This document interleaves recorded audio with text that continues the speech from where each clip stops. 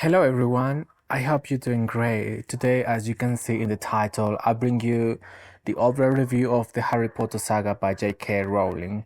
It is a 7-book saga whose component titles are first, Harry Potter and the Philosopher's Stone. We continue with Harry Potter and the Chamber of Secrets.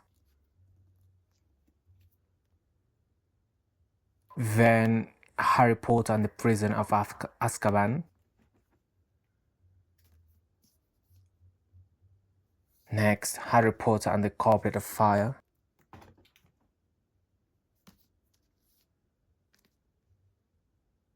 Now we have Harry Potter and the Order of the Phoenix.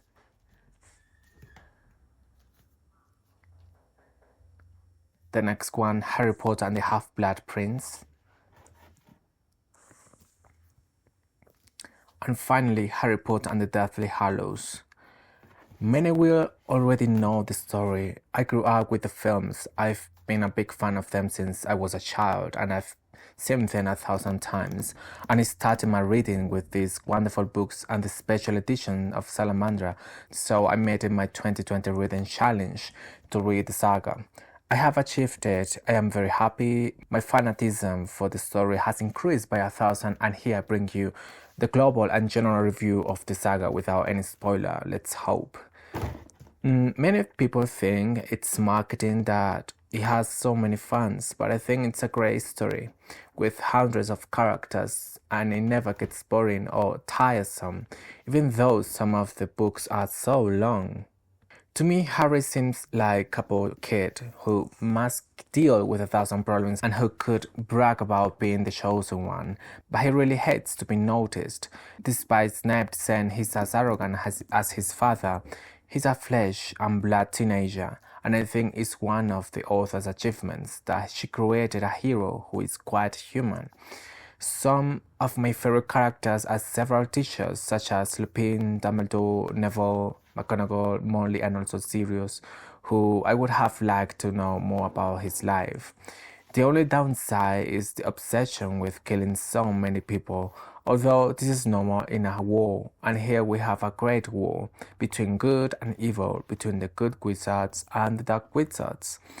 The 7 books follow a similar structure. Numerical chapters with a small title, long but quick to read and narrated in the third person by an omniscient narrator. I was not familiar with the author's pen, but I had heard very good reviews and now I understand why. Her way of writing is very good. I found it wonderful, very careful, comfortable and full of magic. Her descriptions are long, but they take you very well into the fantastic world she has created and all the details that compose it. A strong point of these books are the characters. I think they are very well crafted and they are the kind that touch your heart. Each and every one of them, protagonists, secondary, villains, all have a very strong personality and are very well done and deepened. I really enjoyed getting to know all the characters better and seeing that the actors acted them very well. Snape's character and Ginny's character surprised me a lot, especially Ginny, because she is the complete opposite of the movies and has become one of my favorites in the book. I loved her. I am a fan of the characters. I am very fond of them, and for me, they are real and unforgettable. The truth is that I think the author has done an exceptional job with all the characters that make up this saga because you end up loving even the most villainous ones. I really like the character of Molly. For instance, I feel she was a very prominent character, a feisty and protective woman. Although some people think that she had more privileges for some of her children, it is not so. In the books we can see that she suffered a lot of the welfare of all of them and she worried a lot about the evil that was around, and even her bogart was to see her loved ones dead. There was no division. She was protective and showed affection for each of them. On the other hand, she gave love and tenderness to Harry because she understood that he was orphaned at a very young age, and it was a genuine maternal instinct from then on. On the other hand, the plot that makes up this story is also wonderful. I can't even imagine how authors create something like this. They imagine a world and capture it, making the reader visualize it perfectly, as if it were real. I will always say it, fantasy authors have my greatest respect because it seems to me something difficult to create, a world from nothing, capture it and make it real to the point of wanting to live in it or visit its places. On the other hand, I was very surprised by many explanations or details about scenes that in the film are touched on very lightly or not at all. Here I found explanations about scenes that I didn't expect. Everything left me with my mouth open and surprised because I didn't expect that certain scenes that I loved so much would have that kind of explanations behind them. This not only surprised me, but also made me love and understand the world and everything that revolves around Hogwarts and the characters that make up the story much more. There are scenes that made me feel so much. Some deaths hurt me much more in the film because of how they were detailed. The feelings of the characters touched my heart. The comedy of the Weasley brothers, I absolutely loved, and I think that many scenes give off magic. And I'm exaggerating. I don't want to say much more about the plot. I think the films are very well adapted and the actors are at the head of the characters when it comes to creating them. But the books are amazing and I'll keep them without a doubt because they have amazed me and surprised me a lot. The end of each book left me wanting to read the next one, but they were pretty closed. I drank the saga. I think I read the first four in a week and a half. I think I read the whole saga in about 3 weeks. And to talk a little bit about the end of the saga, I want to say that I loved it. I found the final battle very well done, and the author created an impressive tension that even knowing how the movies ended, I was very nervous. It should be noted that in the final battle, there were many changes in the film adaptation. For example, Harry used the invisibility cloak to hide from Voldemort and protect his friends, and many other details, which I will leave you for you to find out more in the books. I literally lived the books completely as if I were one of the characters. Also, the prologue touched my soul and made me cry because of the tenderness it gave off. It created a huge void for me to finish the saga. I watched all the films again and I couldn't start another book until a couple of days later.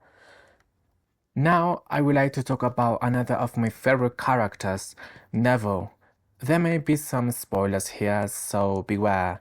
Before the end of the Harry Potter saga, there were theories that Neville Longbottom was the one chosen to defeat Voldemort instead of Harry.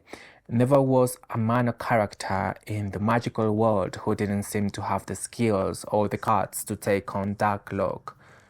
However, the prophecy placed him as one of the options to defeat him.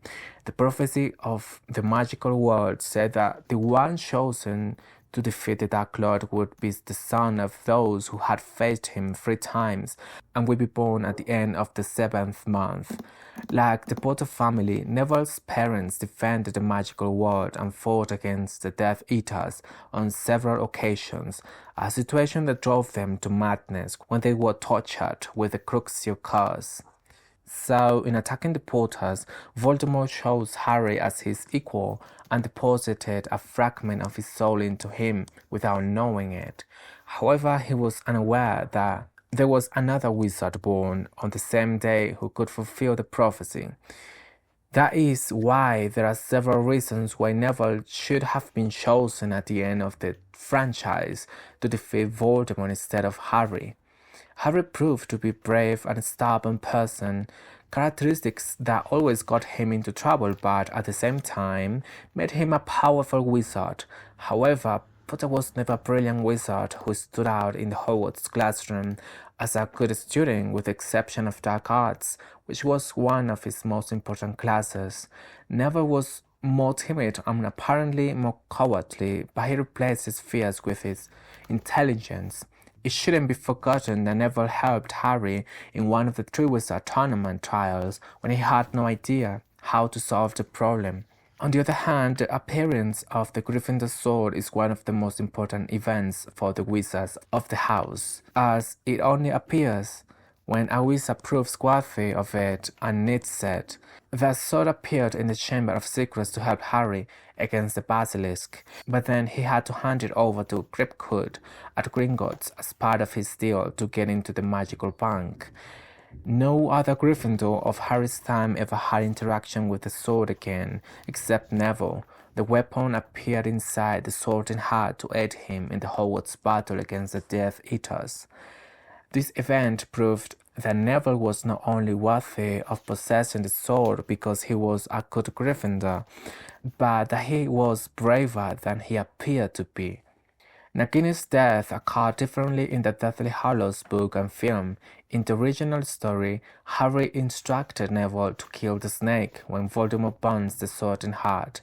Neville had a more heroic moment in the screen adaptation, saving Ron and Hermione's lives with the Gryffindor sword when Nagini was about to attack them. Harry's story was probably made poignant by the death of his parents and his difficult childhood at home with the Dursleys. However, Neville didn't have a good time either. Growing up with his grandmother and seeing his parents sickened by the Death Eaters attacked, like Harry, Neville had a reason for wanting to defeat Voldemort, and it was his loved ones. For a moment at the end of the story, it seemed that Voldemort had won the battle, as Death Eaters appeared with Harry's corpse, and the entire magical world was horrified by the death of the hero. While everyone was in a moment of bewilderment, Neville plucked up the courage to face Voldemort and make a speech to encourage his team, proving that he was no longer the cowardly, forgetful boy from the Philosopher's Stone, but more importantly, that Harry was now needed to defeat Voldemort. Despite being a supporting character, Neville Longbottom had moments of bravery and leadership that would have made him the chosen one of the magical prophecy. It is also worth noting that Harry being the chosen one was another character who stood out a lot. Harry was not just a boy who, when facing Voldemort, was lucky to stay alive in every confrontation, but something more. Harry himself knew that he could not defeat Voldemort as he was a very powerful wizard, and even Dumbledore let him know that. Therefore, he knows more about the Dark Lord. He looks for his weakness. He knows that even if he is the chosen one, it does not mean that just by facing him, he can finish him off. That's why Dumbledore shares with him information about Voldemort and a bit about his family and life. Harry was an astute boy who knew how to link all the events of the past with the present. He was always curious about his wand, which was very powerful, and he never even fully understood it. He was just connected to it. All these were essential points that helped Harry defeat and save himself from the Dark Lord and his followers. And well, to finish, I'll just add that I love the relationships between the characters, the bonds of friendship that grow stronger and stronger. They are well constructed, they cast shadows and lights. They feel real, all of them together with the universe that J.K. created, have a life of their own and make you immerse yourself in that world. You feel part of it all, and it's incredible, it's magical. Alright guys, thanks for watching this video. I'll see you another time. Bye bye.